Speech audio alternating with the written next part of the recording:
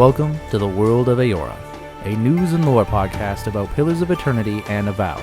I'm your host, Eric, aka Gingerino. Thank you so much for joining me as we dive into the history, lore, and game mechanics for the worlds that Obsidian has created for us.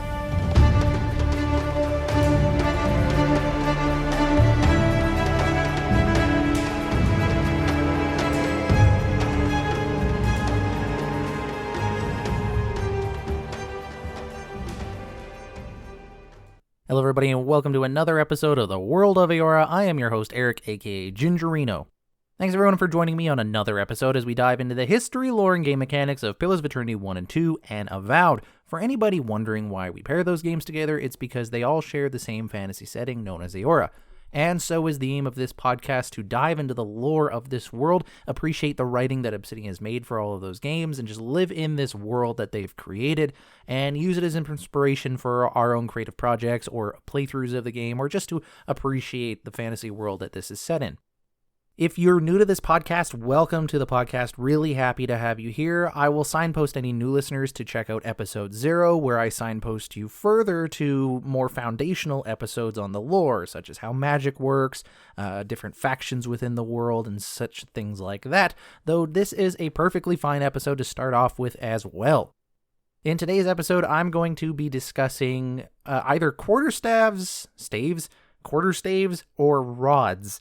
We're going to be talking about those weapons as seen in Pillars of Eternity 1 and 2, and a little bit with Avowed, because there is just a piece of news that we got fairly recently, but I haven't dove into it on the podcast due to the holiday season and all that, about the Avowed update. Now, for those not aware, or perhaps you're new to everything, there was supposed to be a fall update, or I guess a winter update for Avowed, that people were guessing was sometime in maybe November or December. That was supposed to include photo mode, new game plus, a new weapon, and a number of other things with the update. That got delayed, however, into February of 2026, which would be the anniversary update for Avowed, since it released in February 2025. Now, this is something I've talked about, and a lot of people within the Avowed community have talked about as well for a long period of time, so I'm not going to rehash every detail here, but suffice to say, it was definitely one of the updates we were looking forward to. I know myself in particular, I was very much looking forward to having a New Game Plus mode where I could keep all of the items that I've had, and maybe like start fresh with some of these unique items that you get later in the game instead of only getting to play it in the end game. So I was very much looking forward to that. So a bit sad to see it delayed, but that's all right. There's other games on the menu that I've been playing, and so it's good to look forward to this.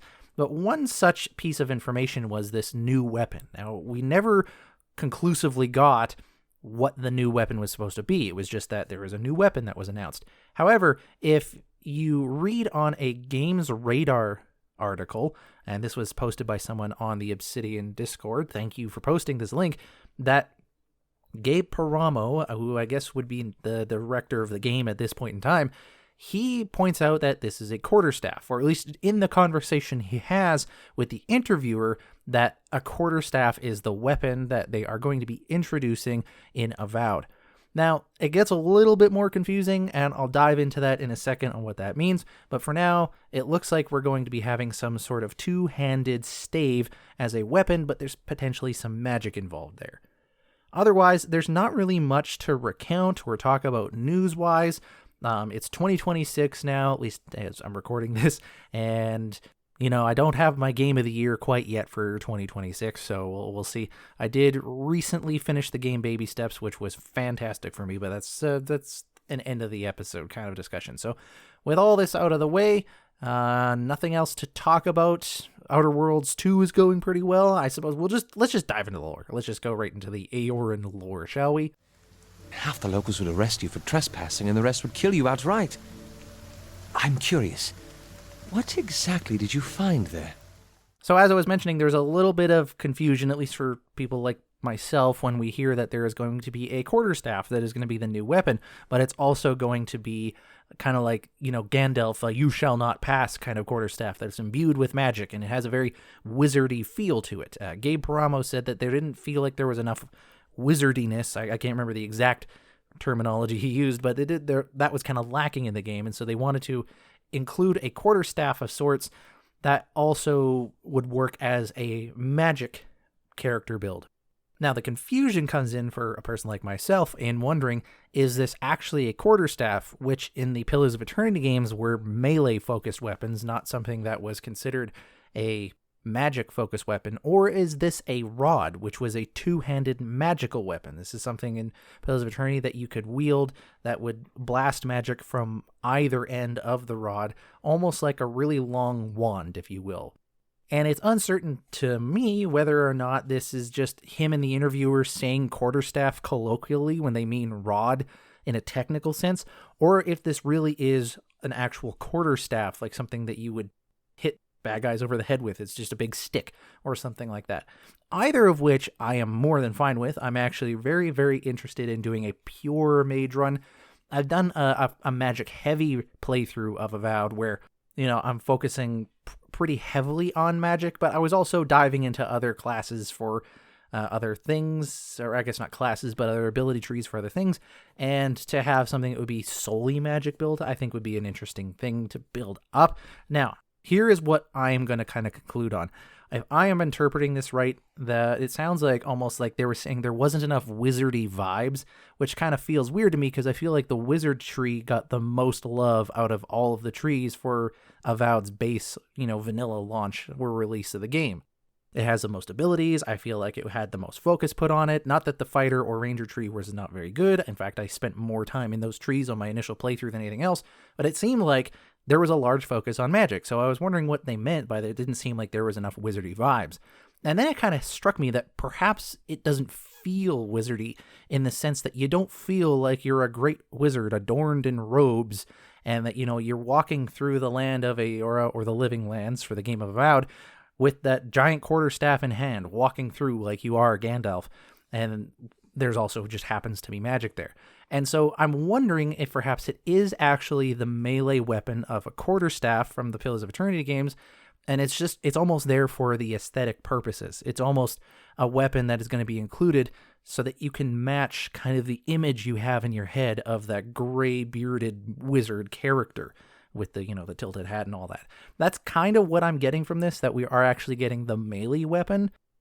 But there was talk in that conversation about magic being an emphasis as well. So there's a chance that perhaps it will also have magic involved with it, which would mean it would be a quarterstaff/rod hybrid. I'm not really sure which one it's going to be, but it definitely seems like it's one of those two. If I had to put any money on it, I would say it's going to be a melee-focused weapon like a normal quarterstaff. And part of the reason I think that is because technically speaking, in the game of Avowed, we already have access to a quarterstaff weapon.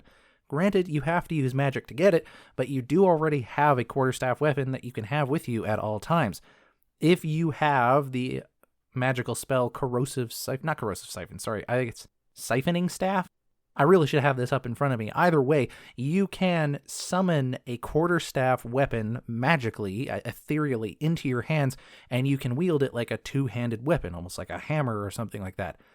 And so it seems like the quarterstaff actually already kind of has been developed within the game. Like they have, this magical version of it, so they already have kind of the modeling and the animation for it. So I imagine of all the weapons to implement, it would probably be the easiest.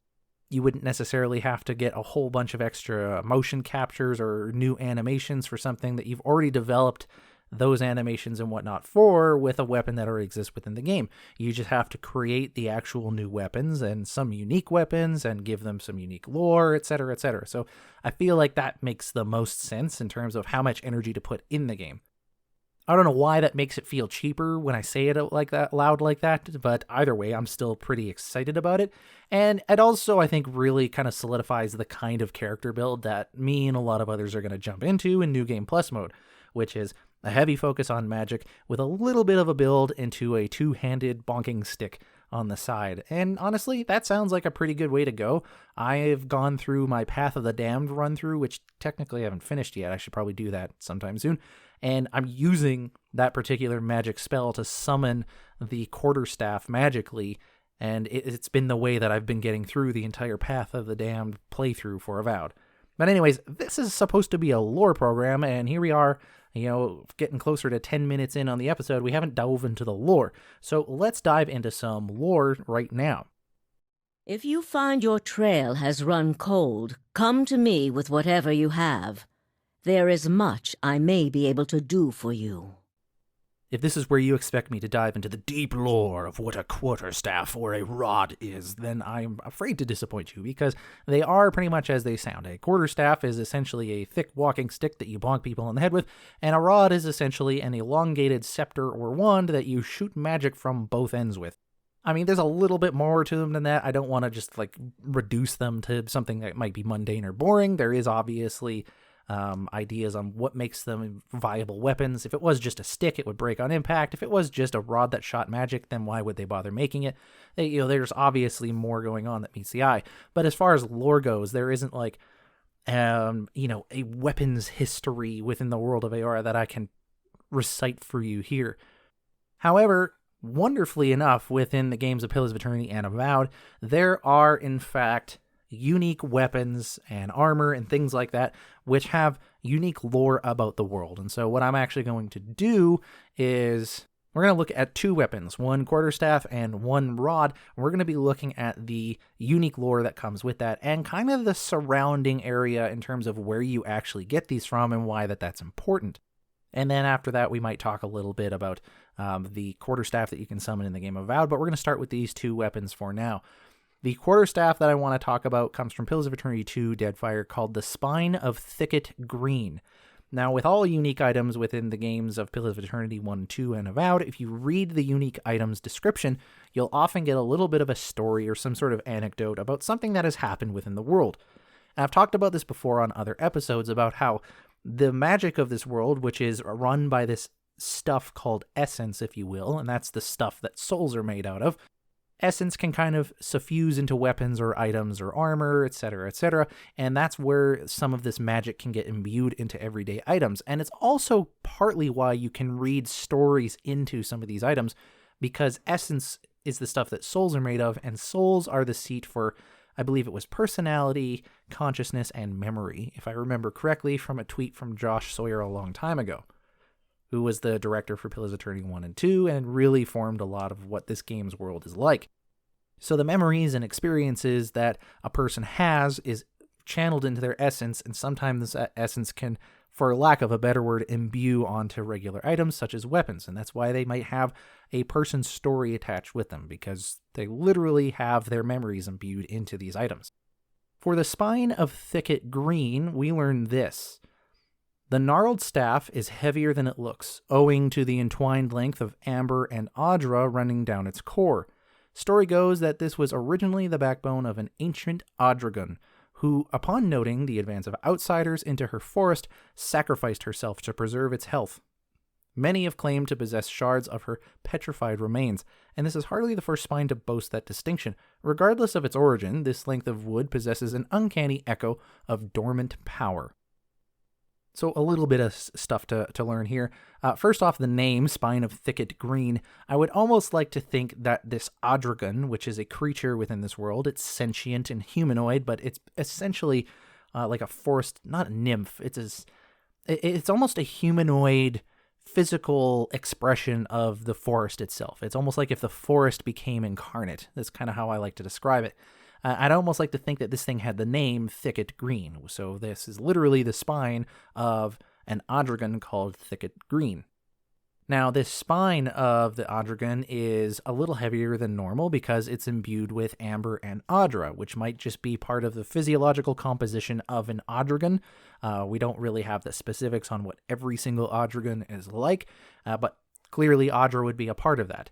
An Audragon, for those who are unaware about the world and its bestiary, is, you know how I said that there's a forest spirit and there's like a humanoid? That's more of a Delimgon. An Audragon is the same thing, but when they're surrounded by audra crystals. And so nature, if you will, is physically incarnating itself into the world. That's how I like to describe it, even though that's not how the game technically describes it. And it creates this physical being into the world almost as a representation of itself, and depending on the environment, it will determine on what kind of creature this is. If it's a forest, it's called a Delimgon, and if it's something around the audra crystals that we see throughout the world of Eora, then it's called an Odragon. And this is based in the Glunfathen tongue. So an Odragon is essentially the nature that is expressing itself, and there's a lot of Audra nearby. Now, again, I'm kind of glossing over some of the lore. I'm just trying to summarize it in a way that makes sense for anyone who might be new.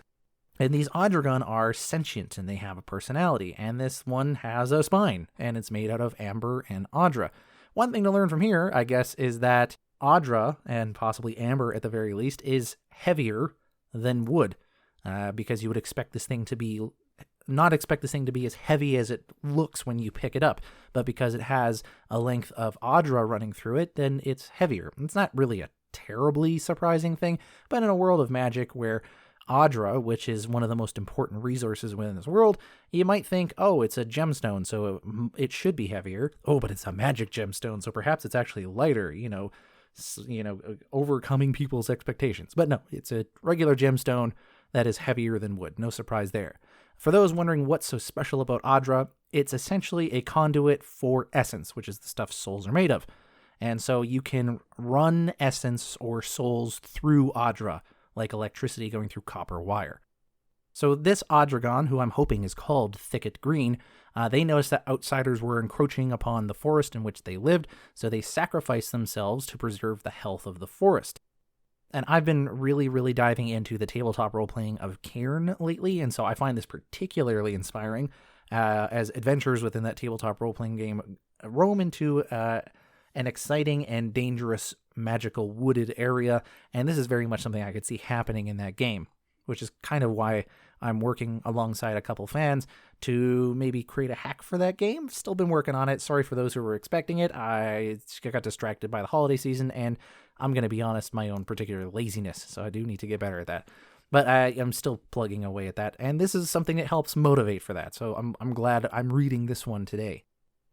This Audra spine of this Odragon Thicket Green is imbued with a level of dormant power, which isn't all that surprising because this essentially is a creature made out of essence, so having some dormant power in its spine wouldn't be very surprising. It is really interesting that you can use it later in the game at a place called Motari Okozi, where there is a corrupted tree, and there is also a corrupted, I can't remember, Delimgon is probably there, and you can actually use the dormant power within this spine of Thicket Green to restore the tree, to remove the corruption. And I really like that small detail. Like, there's a lot of things you could do. If you were a druid or you have a druid with you, then you could, siphon out the corruption that way. But the developers at Obsidian were, insightful enough to recognize that if you have this one particular weapon or this item with you, you can use the dormant power in it to remove the corruption from the tree. But here's the thing, right? There's a lot of unique items that are existing in this game. There's a lot of weapons, even mundane normal weapons in this game, that have magic imbued within them. So why this specific quarterstaff? Because it came from the spine of an Odragon who is associated with nature. That is a creature that would want to remove the corruption from an ancient tree. That is something that Odragon would want to do. It would be in its nature. And so when you have that item with you in this place, you can use the dormant power of this creature to do that very thing. And I like that consistency there. And I like how it shows that the magic that's used, to literally empower these abilities and, I was going to say superpowers, but these magical spells that we sling, it literally has, if you will, the personality and memories of others suffused into them. Like, anytime you cast Firewall into the world, technically speaking, you're kind of using someone else's personality when you do that. Now, that's not entirely the case, obviously, but there's a little bit of that which is true. And I find that a really interesting thought when you consider the magic of this world, about whose remnant of their soul's energy are you utilizing. And even though that hasn't really come much into fruition within the world or caused any problems, it's interesting to see it play out in this particular way. Now, the reason I don't think we see that happening a lot is because this is a very specific item that has the essence from a very specific person, this one Odragon named Thicket Green, or at least I'm hoping is named Thicket Green, and it's being very specifically used to heal a corrupted tree, right? Like, that's why I think it works here and that we don't see it happening all the time, everywhere, all at once, because it's a very unique situation. Either way, when you want to start thinking about the magical mechanics or the meta magic of this world, it's interesting to think about how it might work. And so that is the unique quarterstaff spine of Thicket Green. A lot more, theory crafting in there than I originally thought, and some of this I was kind of realizing as I was talking, but yeah, that was a good one to go through. The next item is a unique rod weapon called Amira's Wing. This rod is warm to the touch and rests more lightly in your hand than most delicate goose down. If you hold it to your ear during sunrise on the first day of In Prima, you will hear the faint, tremulous wail of loons over the sound of wind rustling through treetops. Isn't that nice? Isn't that lovely? That's pretty good. Now, let's get into the nitty-gritty of the lore here.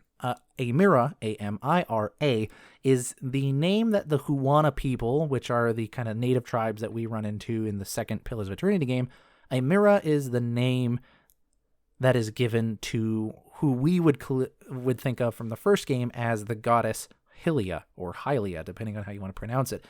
Goddess of birds and song and creativity and childbirth and maternity. For some reason, all of these things are kind of mixed together.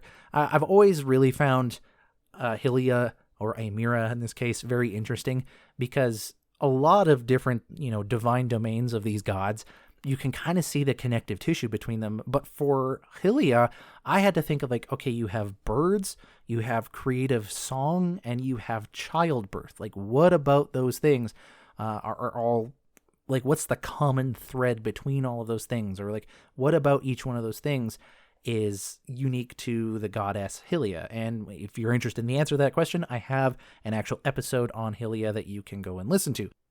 But regardless, Amira, as she is known from a different culture, that is the name that is given to this rod here, which is Amira's Wing.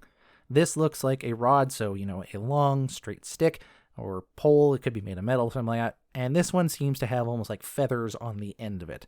Almost like a feather duster with, a double-ended feather duster. I was going to say feather duster. Man, words are difficult today. But that's the lore that we read here, is that this rod is warm to the touch, which is probably due to the imbuing of essence within the item and weapon itself, and it rests more lightly in your hand than the most delicate goose down, which again is probably something to do with the essence, but that's pretty interesting that there can be that kind of a physiological expression from essence and from the magic, that you can have an item that probably weighs a certain amount, but feels lighter when you hold it.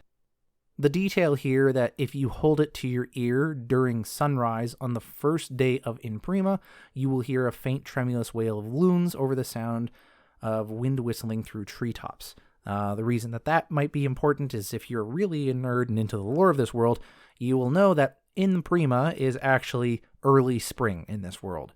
So it's essentially the first day, the first sunrise on the first day of early spring.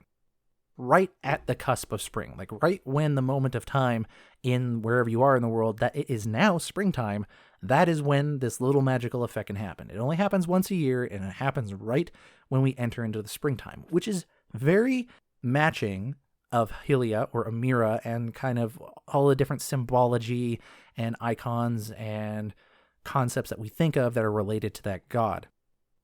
Now, I didn't do any research to see whether or not loons were a specific bird to pick here.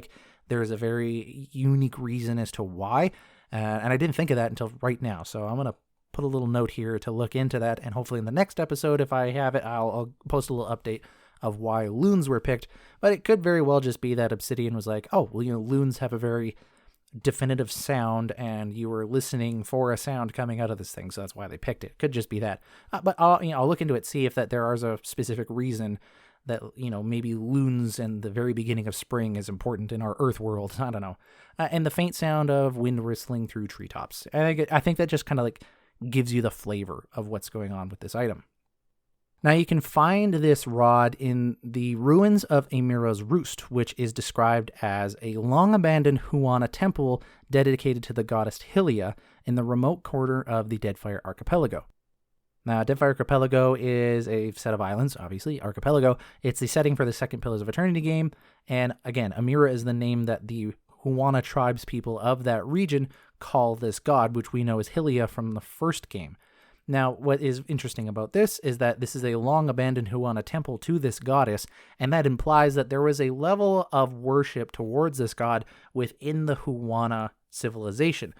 Whether or not this is something they keep up as much, you can learn from playing the game, but it's interesting to see that there was very clearly some level of dedication from the Huana tribes to the goddess Amira, which isn't all that surprising given the way that they like to live. I feel like the goddess of Hylia / Amira is a very appropriate god that they would worship within their culture. Now, the last thing I want to talk about before we close today's episode is the Parasitic Staff. Earlier I called it the Siphoning Staff, which was incorrect. I had two ideas in my head. The Parasitic Staff, which is a magical ability that you can gain in the game of Avowed. However, this magical ability, this spell, Parasitic Staff, actually is in reference to a spell that you can get from Pillars of Eternity, which is not a surprise. Almost every single one, in fact, as far as the magic skill tree goes, the wizard skill tree, I believe they all correlate to a spell from the Pillars of Eternity games. They're just kind of reskinned for the first-person action RPG perspective. But Parasitic Staff refers to the spell of Concelhaut's Parasitic Staff. I think they just removed the name Concelhaut because it was just a mouthful and you couldn't probably read the entire thing in the menu options. And it does exactly what you probably think it does if you haven't used it in Avowed already. Essentially, you summon a magical quarterstaff that you can bonk people on the head with. Specifically, in Avowed, it says that you create a staff of negative energy, which is an interesting way to word it, because if you go to, let's say, Pillars of Eternity 2 Deadfire, or just Pillars of Eternity 1, you can read the description of creates a glowing quarterstaff of pure energy for the wizard to wield, granting a bonus chance to hit and blah, blah, blah, blah, blah, gamey stuff. But essentially, you create a glowing quarterstaff of some sort of energy that a wizard can now wield. In Avowed, they refer to it as negative energy, but in Pillars of Eternity, it's referred to as pure energy. Now, I'm probably just getting nitpicky because I'm a lore nerd and I have been doing this for years, but that makes me wonder and theorycraft if there's something innate about the idea of negative energy and essence and pure energy, and what would positive energy be, and does it have something to do with the cycle of reincarnation that this world lives off of, etc., etc. And I don't have anything to base that stuff off of, but I can already feel myself rambling. So I'm gonna kind of hold that back before I say something stupid, which is usually what I end up doing, saying something that's completely wrong and completely stupid when I ramble like that. But if I have any interesting insights from that, I'll let you know. But it is probably just a fun way to write it out. It's a quarterstaff of negative energy. It's a quarterstaff of pure energy. Either way, it is a quarterstaff that you summon into the world, which you then bonk people over the head with. Now, it's named after one of the archmages of the World of Eora, known as Concelhaut. He's referred to as one of the greatest archmages of the world. He's not technically part of the Circle of Archmagi, which is a faction in this world where the most powerful archmages in the world get together, and they have not a secret society, but they have a whole bunch of esoteric knowledge. They're enigmatic themselves. They understand things and are experimenting with magic in ways that people cannot even understand or fathom. You get to interact with Ringrim, actually, in the game of Avowed, and her floating castle dealio, from the meta magic mechanical perspective of how did she do that, is very fascinating to nerds like myself.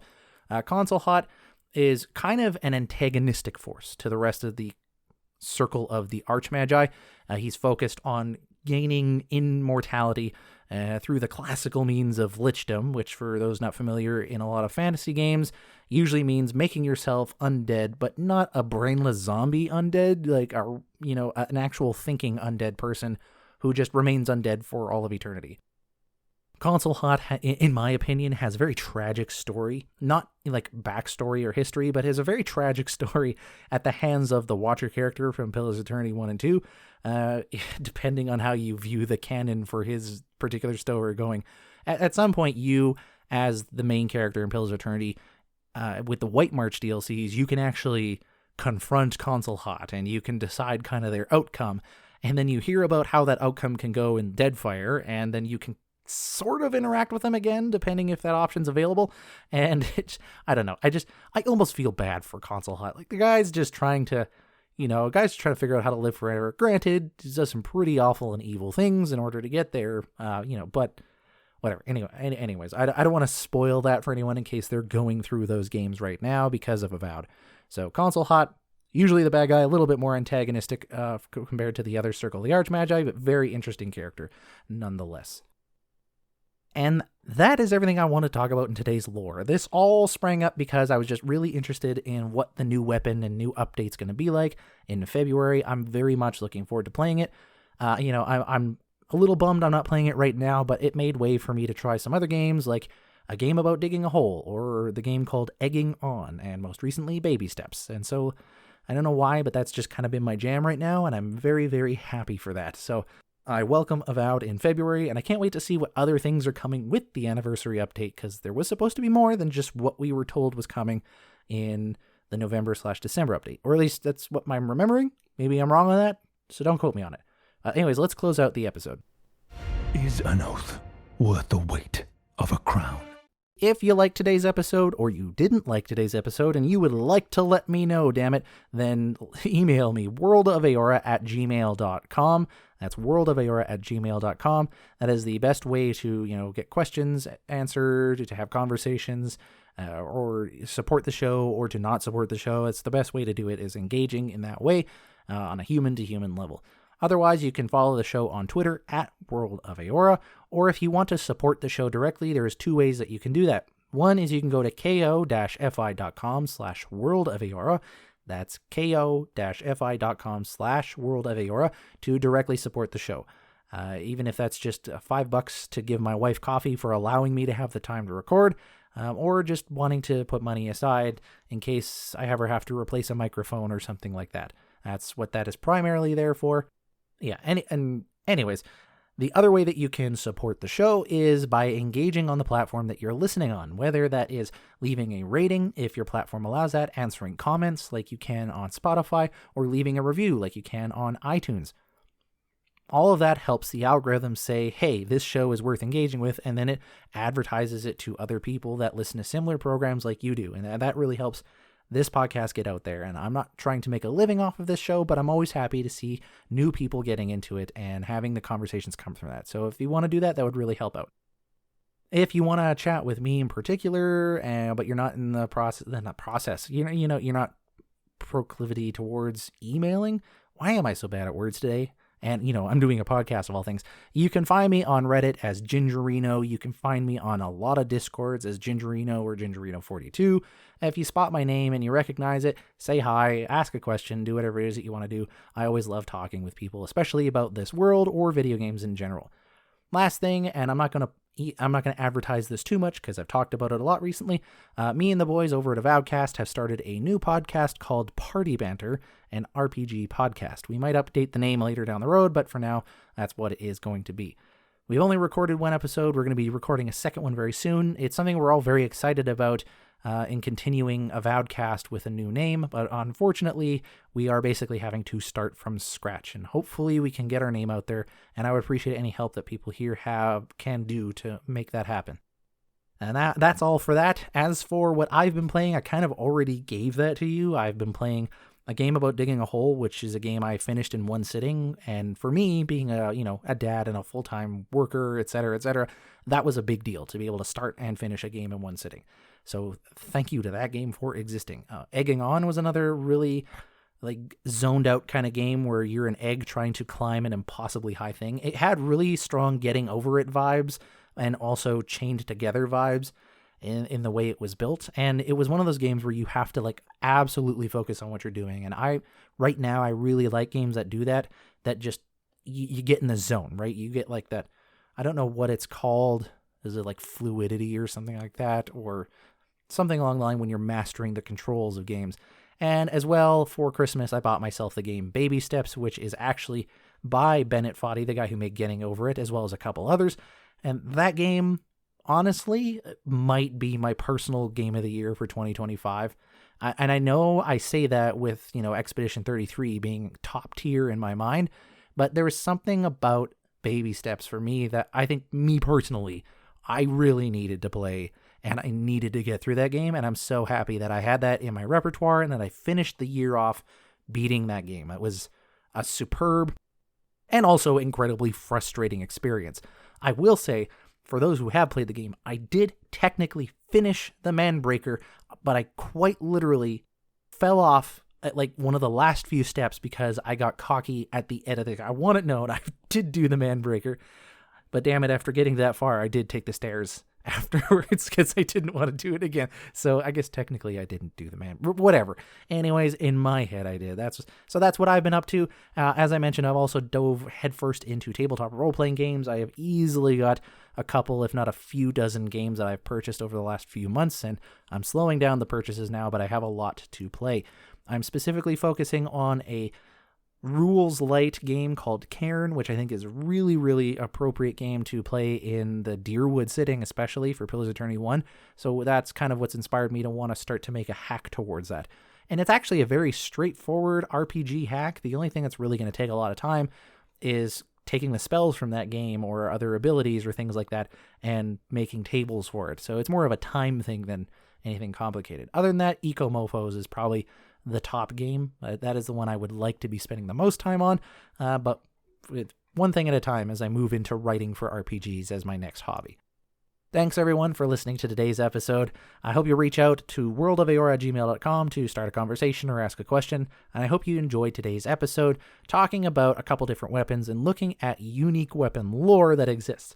I know these are some of my more favorite episodes to record. I like finding little stories that are just hidden in the corners of some of these items. Like there was one I read this morning that I wanted to talk about, but it wasn't a rod or a quarterstaff, that had to do with a monk order called the Thousand Dreams or something like that. And I was just like, man, the lore in some of these items is fantastic. And a lot of us have barely even read it. I have been doing this podcast, and there's sometimes I read things that I didn't even know was there.